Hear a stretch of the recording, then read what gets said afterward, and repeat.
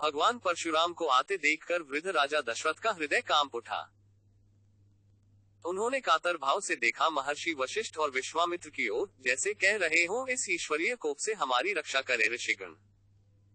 भगवान विष्णु ने परशुराम अवतार सत्ताधारियों की निरंकुशता को समाप्त करने के लिए लिया था।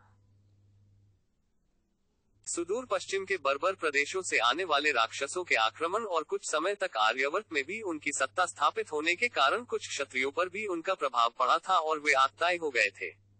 भगवान परशुराम ने ऐसे क्षत्रियों को बार बार दंडित किया था, पर रघुकुल के शासक सदैव प्रजावत्सल होते आए थे, सो उनके साथ उनका कोई संघर्ष नहीं हुआ था। भगवान विष्णु का अंश होने के कारण भगवान परशुराम यह भी जानते थे कि अगला अवतार भी इसी कुल में जन्म लेगा, सो अगले युगनायक की पहचान कर उसका मार्ग प्रशस्त करना भी उनका दायित्व था। भगवान परशुराम के स्वागत के लिए महर्षि वशिष्ठ और विश्वामित्र आगे बढ़े और उनका यथोचित सम्मान किया, पर आगंतुक की इस सम्मान में कोई रुचि नहीं थी। उनकी दृष्टि जिसे ढूंढ रही थी, उसे देखते ही वे आगे बढ़े और उन तक पहुंचकर पूछा, राम आप ही है? राम के मुख पर दैवीय शांति थी। कहा, जी भगवान, शिव धनुष आपने ही तोड़ा है। जी प्रभु, फिर तो आप यह भी जानते होंगे कि मैं क्यों आया हूँ। जी भगवान, तो लीजिए भगवान विष्णु का यह महान धनुष जो युगों से मेरे पास पड़ा, शायद आपकी ही प्रतीक्षा कर रहा है। इस पर प्रत्यंचा चढ़ाए और सिद्ध कीजिए कि आप ही राम है। भगवान परशुराम ने अपने कंधे से एक अद्भुत धनुष उतारा और राम की ओर बढ़ा दिया।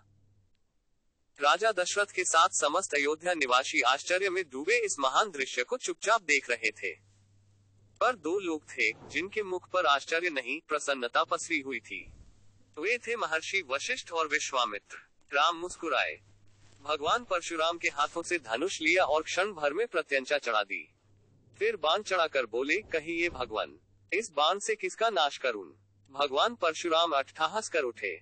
उन्हें इस तरह हंसते हुए कभी न देखा गया था।